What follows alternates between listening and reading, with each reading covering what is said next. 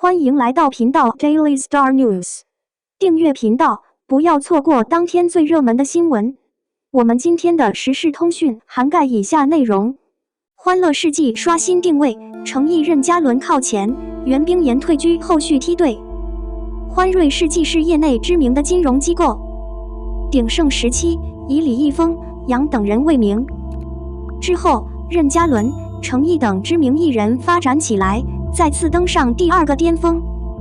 时至今日，欢瑞世纪已经刷新了自家工匠的定位诉求，这个变化非常大。我对媒体的不稳定变化感到遗憾。任嘉伦和诚毅力压李萧然分出一二。就在今年杨紫离开欢瑞世纪之后，由于过剩的女专家已经无法真正站稳一姐的立足点，于是组织只标注了一位资深艺人李小冉坐镇，以弥补组织内艺人的缺席。尽管如此，坦率地说，影响并不大。李萧然的执行力并没有很大，与广为人知的新时代相差甚远。所以在这里，李萧然排在第3位，仅次于任嘉伦和诚毅。组织需要收入和利益是有道理的，它依赖于市场热度。任嘉伦和诚毅在前面，特殊的位置是任嘉伦无论如何都在，诚毅在后面。这种做法是公平和明智的。最重要的是，任嘉伦比诚毅成名早，而且从各个角度来看，他的地位都比诚毅更接地气，流行度、粉丝数、商业信誉等，而且任嘉伦的影视执行力也比诚毅好。2部合奏剧《与君同行》和《很像老人归来》获得了足够的流量。诚毅的沉香系列对他来说并不是什么大礼，也没有什么明显的优势。要说区别，就是说诚毅和欢瑞世纪的亲密度比任嘉伦还要高。诚毅基本依赖机构影视资产，依赖度适中，而任嘉伦则永远是自主的，靠自己去接触广泛的影视资产。的确，即使是成功和巨大的紫罗兰，也取决于他们自己不熟悉的节目，与表面上的金融家组织欢瑞世纪没有任何关系。这样一来，欢瑞世纪也没有很好的解释，将任嘉伦问到一个极端，一定是关系。不管怎样，任嘉伦诚毅是正在进行的欢瑞世纪的耀眼广告牌，是一姐和2姐的常客。还有另一位艺人取得了令人难以置信的进展，他是五哥张睿的新变种。凭借在沉香系列服装秀中的亮相，获得了不小的名气。他已经恢复了组织的考虑，现在在随后的梯队中处于袁冰妍的后面。与以前相比，他已经在几个等级上起作用。女工匠方面，袁冰妍在后续梯队，张雨绮在第4梯队，李萧然位列第3，紧随其后的是名副其实的2姐张雨绮。张雨绮长期演过一些优秀的影视剧，比如《南风知我心》《夜深人静》等。反正她就是没起床，她没有达到成功的目的，也无法进入知名艺人的阵营，同样也让欢瑞世纪更加的苦恼，反正都是白费。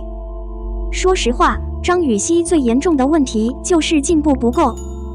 她在大好时代被带入互联网巨星的世界，有着特定的互联网大牌品味，包括长相和风度。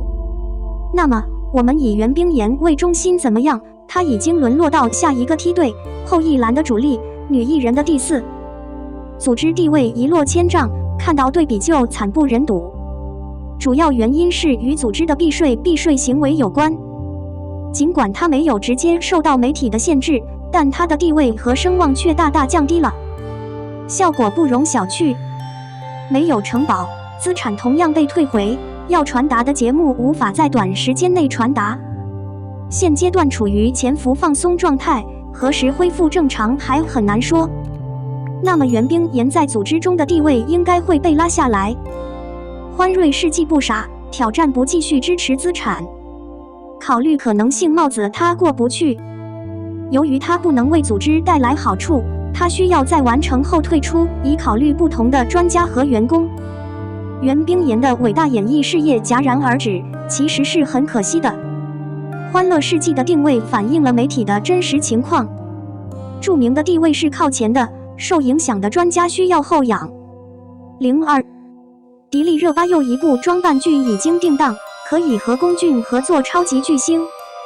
如果你需要长期以演员的身份作画，你就应该不断的引渡和探索，提高你的理解能力，给观众一种特定的感觉。演戏是让自己如鱼得水的最得心应手的法宝。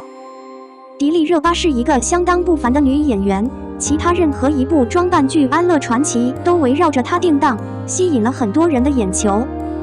另外，通过使用剧组的统计数据配合龚俊，很可惜，诱人的阵容并不总是被追求。我想你也会有这样的想法。每一个整体表现都是一个挑战，角色和环境是绝对特定的。我们如何才能以极快的速度适应全新的环境，拉近人的距离？这可能是非常关键的，并且可能会另外激活一个演员能力。如果你看到一幅画，一个人可能会很烦，可能会成为一个花瓶，在娱乐圈内没有办法扩张。迪丽热巴是一位完全出名的著名女演员，她身上有很多标签，以她的表演风格有绝对的信心，她可以携带令人惊叹的画作。要成为一个了不起的演员，你要面对很大的压力。如果你失败了，它并不总是像放弃位置那么简单，但它很可能会导致整幅画的崩溃。一旦成功，收获往往会超出预期，成为万众瞩目的巨星也并非总是不可能的。当你有足够的能量时，资源就会随之而来。有消息称，迪丽热巴会出现在其他任何一部装扮剧《安乐传奇》中，引发了很多人的猜测，比如剧情是怎样的，人设图是怎样的。要成为出色的演员，您需要付出额外的努力。在这个世界上，没有什么企业是一帆风顺的，演员是平等的。无论如何，只要你努力想，你绝对有能力取得突破。你能获得多少取决于你的表演技巧、你的个人信息和才能，以及一定的运气。迪丽热巴的资源很丰富，担心的人物也很多样化，她还苦练了几部加硬的剧本来提升自己的创新能力。在休闲企业里，有太多的艺人一辈子都平庸，一无所获。不过，他们现在已经不再因此而气馁，反而变得越来越勇敢。也有少数休闲企业程度的人，最轻巧之参与了几个场景，可能会让观众大吃一惊。这就是他们的能力，他们还被誉为天才演员。借助《安乐传》系列的统计数据，90后长得好看的小男孩龚俊转为受邀担任男主，包括对画作的额外期待。以他的能力，一些硬角色也可以借助他来捏捏。一个演员能不能成名或不再出名，最关键的问题是看他用什么样的姿势来刺激观众，然后借助不断的尝试和努力来提高他的表演技巧。这是一条延伸的道路，现在需要的不再是一丁点的毅力，而是运气，以及寻找一些合适角色的渴望。